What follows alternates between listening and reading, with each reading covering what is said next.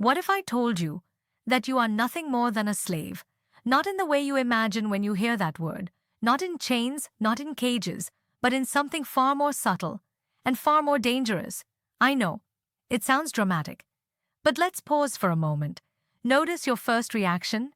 Maybe you laughed, maybe you felt annoyed, maybe you thought, that's nonsense.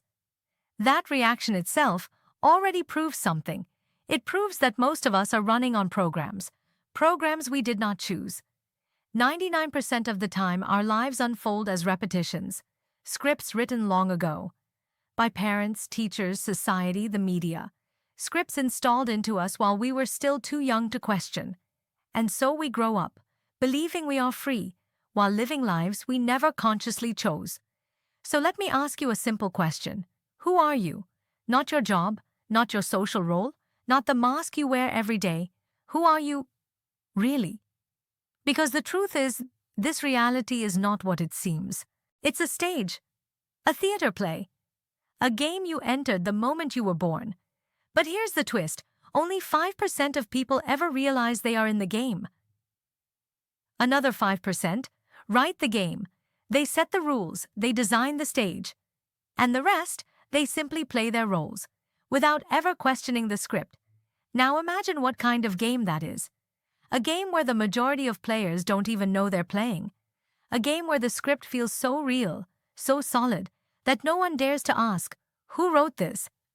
Welcome to the Chronicles of Idiocracy.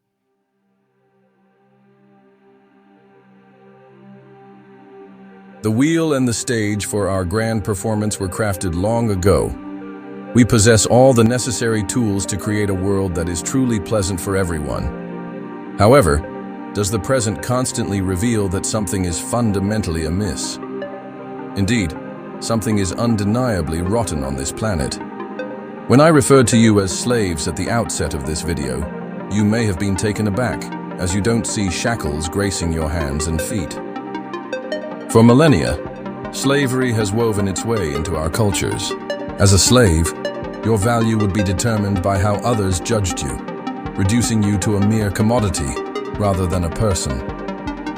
Yet, one aspect has remained unchanged. A slave is acutely aware of their condition. Most of these individuals harbored a singular, powerful desire within their minds, the longing for freedom. This yearning has, at times, sparked significant challenges for those in power. It has led to bloody rebellions and revolutions. The established order has faced increasingly complex issues that demanded resolution. But consider this. What if a strategy could be devised to maintain control over the slaves without them even realizing their predicament? What if they were blissfully unaware of their bondage, even content in their servitude? They wouldn't require overseers because they would manage themselves. It would be a nefarious scheme, straight from the minds of the greatest villains in cinema. There's only one catch. This plan is a reality, unfolding right before your eyes each day. Yet, the majority of you remain entirely unaware of it. The Polish psychologist and scientist Andrzej Lobachevsky dedicated his career to solving one of humanity's greatest mysteries, the origin of all evil on Earth. When I refer to evil, I do not mean it in a religious context, but rather as a general inquiry into the causes of wars, ethnic cleansing, genocide, and totalitarian regimes. To address this question, Lobachevsky drew upon insights from psychology, history, sociology, and various other disciplines that could shed light on these phenomena in our society. His exploration of these themes was deeply influenced by personal experiences during World War II, where he participated in the Polish resistance against the Nazi regime. After the war, he also witnessed the brutalities of the Soviet regime firsthand. Who are the individuals that this Polish scientist discussed? Research indicates that approximately 5% of the global population are psychopaths. While this figure might not seem significant, it translates to millions of individuals worldwide. How is it that nearly 5% of people throughout history have instigated wars, violence, and oppression against the remaining 95%? Once you understand the underlying dynamics, much will start to make sense. Most people tend to envision psychopaths as the villains portrayed in movies and television shows. The reality is quite different from common perceptions. While it's true that many serial killers, serial rapists, and other dangerous individuals are psychopaths, they represent only a tiny fraction of the total number of psychopaths in the world. Most psychopaths do not engage in criminal behavior and will likely never commit a crime in their lifetimes. When you learn to recognize a psychopath through both knowledge and intuition, you'll realize that you have probably encountered one in your life or are currently dealing with one. When you learn to recognize a psychopath through both knowledge and intuition, you'll realize that you have probably encountered one in your life or are currently dealing with one. What are the main characteristics of a psychopath? Empathy is that warm, fuzzy feeling we get when we genuinely care for others, right? It's like that special connection that makes us feel all cozy inside. Empathy is the ability to connect with another being on an emotional level, sharing both their joys and their suffering. This connection can occur with another human being or even with animals. If someone were to intentionally harm these beings in your vicinity, most people would instinctively try to protect them. This is the essence of empathy, a trait that psychopaths lack entirely. A psychopath feels nothing when witnessing harm to animals and may even derive pleasure from it. However, not feeling anything in this scenario does not automatically mean you are a psychopath, as you might simply dislike certain animals for various reasons. Identifying a psychopath is challenging because they often blend in with society.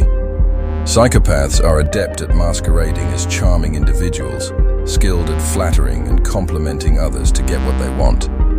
In addition to their lack of empathy, psychopaths also lack guilt or remorse and will never admit their mistakes.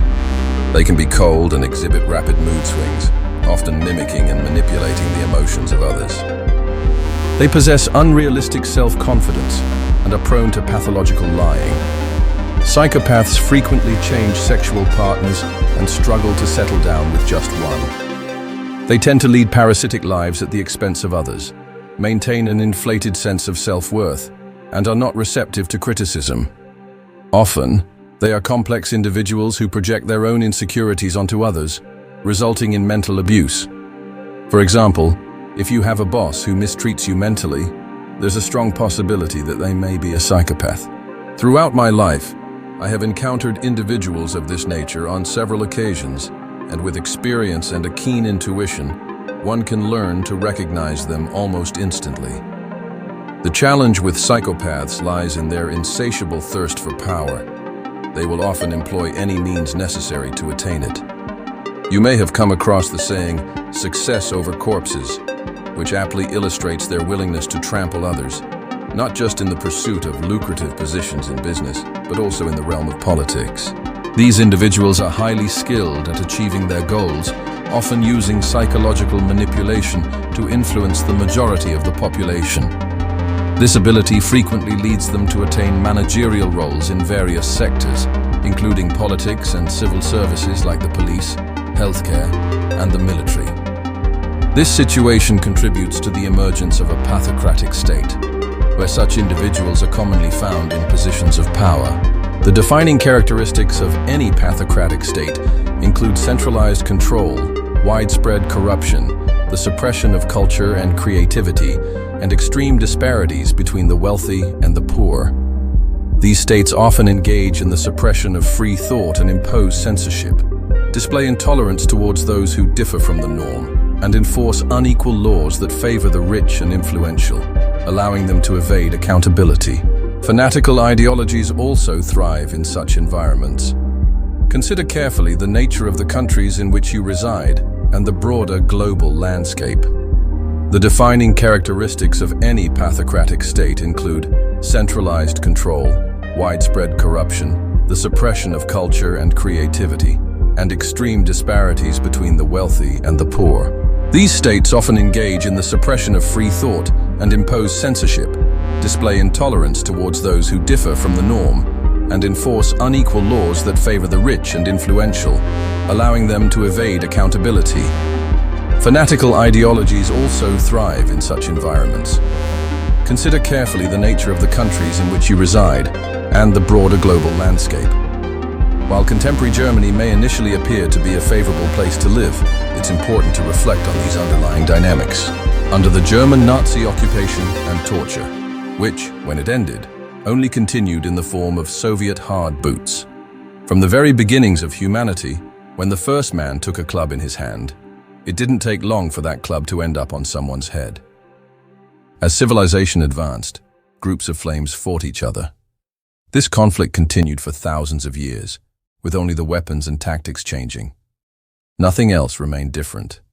More than 95% of people are fundamentally normal individuals who by nature do not wish harm upon others.